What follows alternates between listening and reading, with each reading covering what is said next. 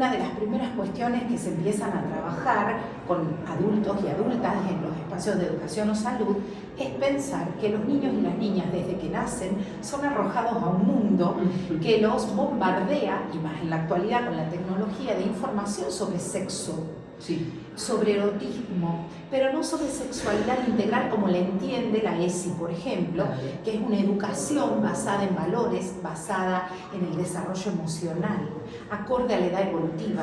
Por eso es muy importante trabajar estos prejuicios que operan como resistencias, que es pensar que hablar de sexualidad empuja a niños y a niñas a llevarlas al acto.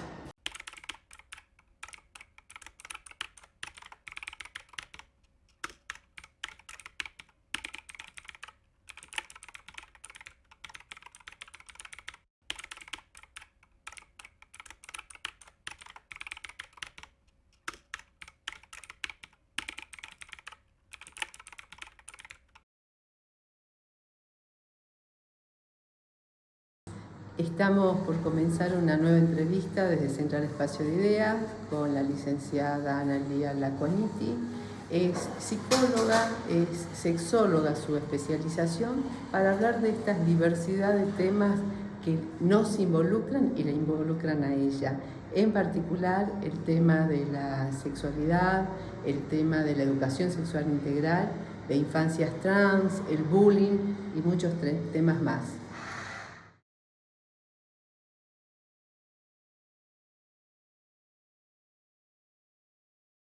Bueno, ¿cómo estás, Analía? Bienvenida a este espacio que estamos llevando adelante desde Central Espacio de Ideas y donde nos interesan escuchar mucho las otras voces o voces otras que tenemos en nuestra provincia, tenemos en nuestra región, las tenemos y a veces, como decimos, nosotros no nos damos cuenta.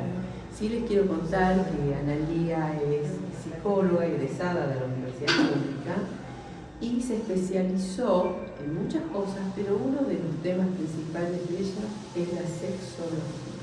¿Es así? ¿Cómo estás? Bienvenida y gracias por estar acá. Bueno, gracias Silvia. La verdad que muy contenta y muy entusiasmada en ser parte de este hermoso proyecto, de esto de poder escuchar todas las voces. Así es. Y más de la provincia, que tanta falta y tenemos, hace, ¿no? Y que tenemos, sí. Exacto. Bueno, un poco respondiendo a esta pregunta de la sexología, un tema que está muy vinculado a la psicología, pero que dentro de lo que ha sido nuestra formación de grado, podríamos decir que ha sido, en la época que yo transité en la Universidad Pública, un espacio más reducido, más limitado tal vez a aquella sexualidad que descubre Freud en sus teorías. Pero la sexología, como una formación de posgrado, ofrece múltiples herramientas para trabajar no solo en la clínica, sino también en la educación y en los espacios comunitarios. Vos tenés experiencia en educación, en ESI, ¿no es cierto? Educación sexual integral. Así es, estamos hablando de los años, si mal no recuerdo, 2010, 2013 fue más o menos el margen de tiempo. Cuando comenzamos. Exacto, cuando comenzamos esa ardua tarea de este Ministerio de Educación con un grupo muy interesante y muy capacitado. El primer grupo. Creo que sí, pero estábamos ahí en la formación sí. entre algunos colegas que ya habían ingresado. Cuando yo empiezo ya estaba formándose ese grupo de capacitadores, de técnicos, con una tarea muy interesante y muy fuerte por delante de la provincia. ¿Es difícil abordar estos temas? Todas las temáticas relacionadas con la sexualidad ofrecen resistencia, a la vez que hoy por hoy se consideran muy necesarias y que gracias a la ESI, se ha instalado el tema como algo importante a revisar. Tal vez aparecen muchos obstáculos que tienen que ver con los prejuicios y también con el temor por la falta de capacitación, por la reacción del entorno. Se habla mucho, por ejemplo, en las escuelas, ¿qué van a decir los padres? Pero la realidad es que cualquier profesional que trabaja con infancias y adolescencias toma conciencia de que es un tema necesario y que es demandado por esa población. Sí, uno a veces se confunde no uno que está en estos temas, sino en la sociedad, y hay sectores que consideran que hablar del tema de la sexualidad infantil, en este caso, es llevarlo a los chicos a que tengan relaciones, a que se vinculen desde otros lugares. ¿Y por dónde pasa esto? Lo digo porque hoy, más de 15 años de sancionada la Ley de Educación Sexual Integral, todavía genera ruidos la literatura, cómo se trabaja. Digo, ¿dónde estamos parados? Porque la realidad es otra. Nuestros niños, las infancias, nuestras juventudes viven otras cosas, viven realidades que el resto de la sociedad o las banaliza o no las conoce. Así es. Bueno, muy interesante este planteo, porque justamente una de las primeras cuestiones que se empiezan a trabajar con adultos y adultas en los espacios de educación o salud es pensar que los niños y las niñas desde que nacen son arrojados a un mundo que los bombardea, y más en la actualidad con la tecnología, de información sobre sexo, sí, sobre erotismo, pero no sobre sexualidad integral como la entiende la ESI, por ejemplo, que es una educación basada en valores, basada en el desarrollo emocional, acorde a la edad evolutiva. Por eso es muy importante trabajar estos prejuicios que operan como resistencias, que es pensar que hablar de sexualidad empuja a niños y a niñas a llevarlas al acto. Claro. Yo doy siempre como un ejemplo, una analogía. Cuando a nuestros niños les enseñamos a cruzar la calle, ¿verdad? Lo que hacemos es darle información. Empezamos a decirle hay que mirar para acá, mirar para allá, hacemos prevención. Hay una luz roja, una luz verde. Le damos información, los acompañamos, los sostenemos, les transmitimos dónde hay que tener precaución y dónde hay que estar cómodos o relajados. Y sucede lo mismo con la educación sexual.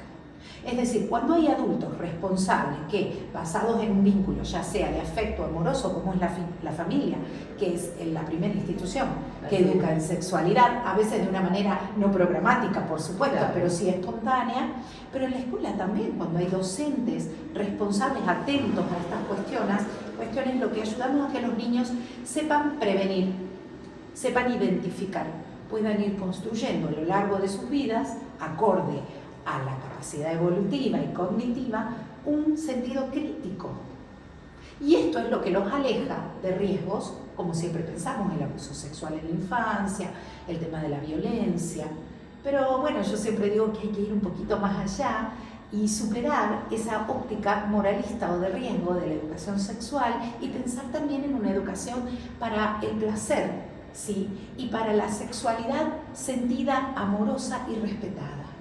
Bueno, ahí acabas de poner algunos conceptos, como que el placer no existe en la sexualidad, que lo amoroso tampoco debe estar, o sea, se lo sigue viviendo tal vez como pecado, pero esto tal vez que sea tema para un seminario. Para un seminario. Porque uno vos haces la parte clínica privada, pero también estás en instituciones. Estuviste en instituciones, pero sí, estás en organizaciones, en instituciones nacionales, provinciales, Colegio Médico, la Asociación de Sexología Argentina. Digo, hoy sigue siendo el tema de la sexualidad un tabú. De esto no se debe hablar, de esto no se puede hablar. Y uno se siente con la obligación de ir buscando esos caminos que nos lleven a que esto sea algo natural. Porque vos recién dijiste de manera espontánea la familia, pero también hay familias abusadoras. También hay familias que sabemos por las estadísticas que lo tienen la propia justicia y desde las instituciones lo sabemos, que es el primer lugar donde se violenta con los chicos. Pero no se permite que la escuela sea el espacio donde se hable. Y no podemos nosotros seguir sosteniendo esto, y esto uno lo ha trabajado, desde ahí que lo hablamos, sino ¿cuál es el rol de la escuela?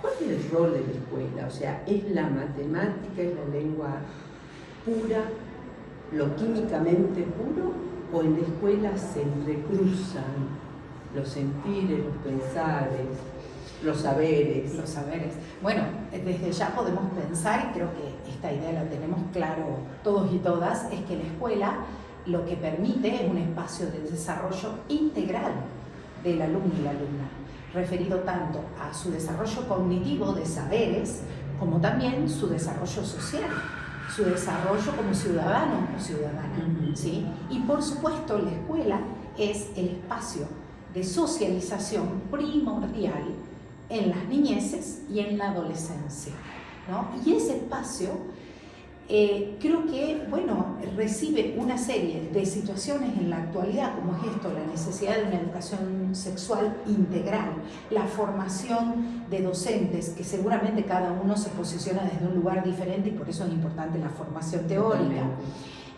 pero también el poder trabajar en conjunto con la escuela, con las familias. Creo que en el marco de las situaciones actuales donde uno comprende que, por ejemplo, las familias no son garantía de que los sujetos de niños y niñas, que los derechos de los niños y niñas como sujetos de derecho estén amparados, podemos entender que pueden haber casos de abuso sexual en las familias, lo intrafamiliar que se llama y que es muy frecuente. Pero eso no quiere decir que toda la familia sea puesta bajo la lupa del adulto.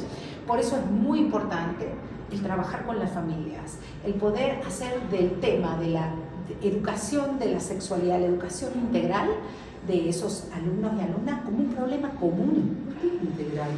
Bueno, integral viene como un nuevo paradigma dentro de lo que es la ESI, empezando a revisar y reconceptualizar el concepto de sexualidad que siempre fue asociado a sexo, genitales, embarazos no deseados, infecciones de transmisión sexual y métodos anticonceptivos, que podemos decir que era el concepto de la educación sexual tradicional, basada en aspectos de riesgo médico, ¿no? Y considerada como un desarrollo netamente biológico. La ESI viene a poner el concepto de integral como aquello que confluye una serie de elementos que son parte de la vida del ser humano. Como decíamos recién, no solo los valores, los afectos, sino todo su desarrollo social, los derechos, que también esta ley de la educación sexual integral va articulada con un numeroso espectro de leyes que podríamos decir que en ese sentido Argentina ha sido modelo para muchos países, y esto lo pude cotejar en viajes que he tenido la suerte de ir a Cuba a formarme, donde nos decían, bueno, hay muchas leyes que estamos mirando cómo Argentina las lleva adelante.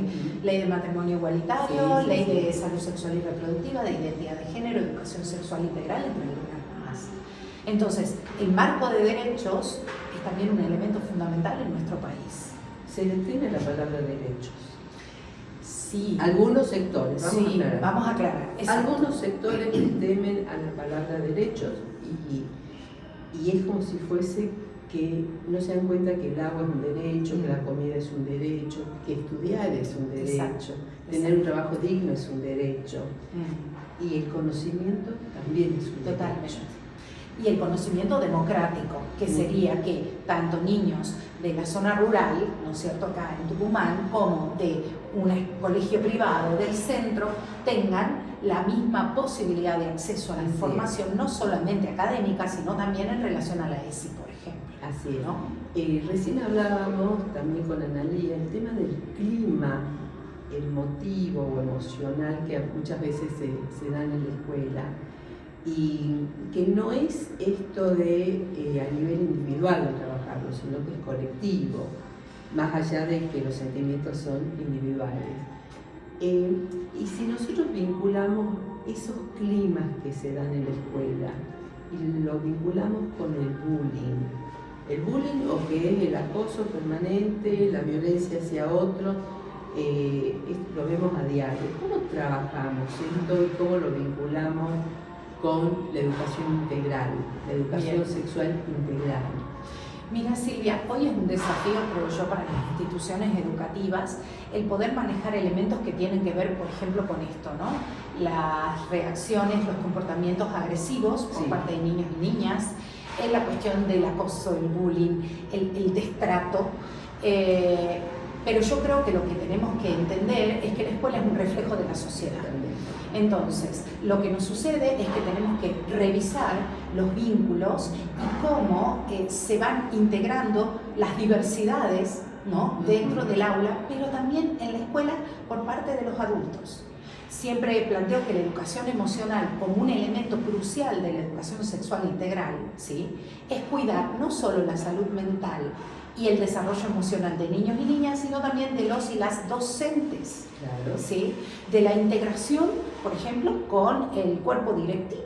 Claro. ¿Sí? Porque si no, hay una frase que me gusta mucho que dice: ¿quiénes cuidan a los que cuidan? En este caso, docentes que a veces están desbordados o desbordadas con múltiples situaciones, no solo en relación a lo curricular, sino también en el aquí y ahora del aula, las problemáticas infantiles que son diversas.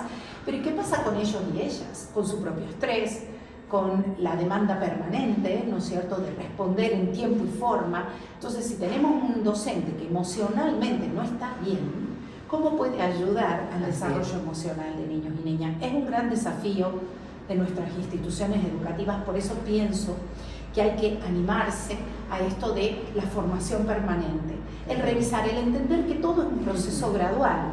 Ahora, pero nada empieza si no asumo la conciencia y la buena voluntad de entender, con buena voluntad de entender que tanto la sexualidad en su concepto integral, emociones, valores, vínculos, sociedad, son un punto y un elemento fundamental para el aprendizaje. Así es, para cualquier área o cualquier disciplina dentro de la estructura curricular, ¿no? Sí, así es. Vos recién hablabas de poder aceptar las diversidades. Y hay un tema que también voy a trabajar, que tiene que ver especialmente con infancias trans. Así es. Hoy en las escuelas tenemos niños o niñas que están pasando por una situación de intentar reconocerse. ¿Qué son las infancias trans? Bueno, un tema muy abarcativo, un tema bastante novedoso para las ciencias de la salud y por supuesto de la educación, pero un tema que hay que visibilizar, que hay que comprender. Como se dice ahora mucho, bueno, hay que tener empatía, que no es sencilla la empatía cuando de pronto no has transitado algo similar, y de eso se trata, de transición. Las infancias trans, hablamos de aquellos niños o niñas que no se identifican con el género que se le asignó al nacer, y ese género, ¿con qué se asoció? Con sus genitales, porque en nuestra sociedad tenemos una condición binaria sexogenérica. Se reconoce solo dos sexos, macho-hembra, por decir, dos géneros, hombre y mujer, y un solo deseo, heterosexual. Claro. Y todo lo que salga de esa norma binaria es visto como anormal, enfermo o que está mal y hay que corregir. Durante mucho tiempo las ciencias han funcionado bajo ese paradigma. Hoy podemos decir que gran parte, y en esto me enorgullezco como psicóloga, gran parte de las teorías están renovando esta mirada, revisando las antiguas teorías que respondían a otra época, a una mirada androcéntrica, a una mirada binaria, donde todo lo que tenía que ver con la diversidad sexual era penalizado o medicalizado. Por lo tanto, pensar todas estas situaciones en el marco de las infancias se vuelve muy delicado. Es muy importante, nuevamente hago hincapié en la formación, en el estudio, en la actualización. ¿Sí? ¿Para qué? Para que un profesional que puede atender, acompañar e intervenir en una situación de esta índole no reproduzca ni prejuicios ni falsos conocimientos, y que pueda hacer su tarea, que es ver por la salud mental de ese niño, pero también de esa familia que transita, acompaña una situación que socialmente es compleja. Por supuesto. A ver, son temas muy delicados, son temas que no cualquiera los trata, pero son temas que hoy se requieren con urgencia capacitación, formación, interacción, para poder transitar y ser parte de esas transiciones necesarias de otros y de otras, ¿no? Y en esto, ¿cómo estamos posicionados como provincia, como país? en estos temas. Bueno, en función, diríamos, del marco legislativo que tenemos, esto ha dado un encuadre a nivel profesional. ¿Y por qué lo digo? He tenido diferentes experiencias con profesionales de otras áreas de la salud, en donde había todo un debate, ¿no? Frente a esta capacitación, ¿hablamos de este tema o no lo hablamos? Y el planteo es, si está legislado, está planteado como un derecho, esto debe ser tomado por el profesional más allá de sus consideraciones personales. ¿Sí? Es decir, un profesional debe actuar en su función pública, social o privada como profesional, acorde no solo a la formación teórica, sino a derecho. Claro. ¿Sí? Porque hay un paradigma fundamental que creo que es el que guía la mirada hoy tanto del ámbito legislativo como médico y de salud y de educación, que es niños y niñas y adolescentes como sujetos de derecho. Es un terreno a revisar en muchos elementos, porque esto no significa que los padres dejan de tener derechos sobre los hijos, pero sí es importante entender que la mirada, la palabra de un niño hoy, esa voz propia, debe ser escuchada. Bueno, cambió el paradigma y que todavía no se lo acepta. Acá el Poder Judicial tiene mucho para modificar, pero también para enseñar, porque tenemos jueces y juezas que están con nuevos paradigmas o con paradigmas que se revisan permanentemente y que a veces otros colegas de ellos también los critican o no los aceptan.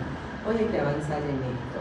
Bueno, como verán, este es un tema que da para mucho, no es solamente educativo, no es solamente psicológico, sino que tiene que ver con el marco legal que hace a un país, que identifica una provincia, porque son avances que en forma continua, en forma articulada, se dieron desde distintas disciplinas para llegar a este marco teórico, podemos decir teórico-jurídico, que nos permitan poder avanzar. Gran tarea la tuya, Ana Lía, y te agradecemos muchísimo que desde acá, desde Central Espacio de Idea, podamos volver a reencontrarnos y en algún momento vamos a hablar de los efectos de la pandemia, porque nos dejaron y que todavía no conocemos todos, ¿no? Así que muchísimas gracias por estar acá y a seguir en contacto. Así es, muchas gracias.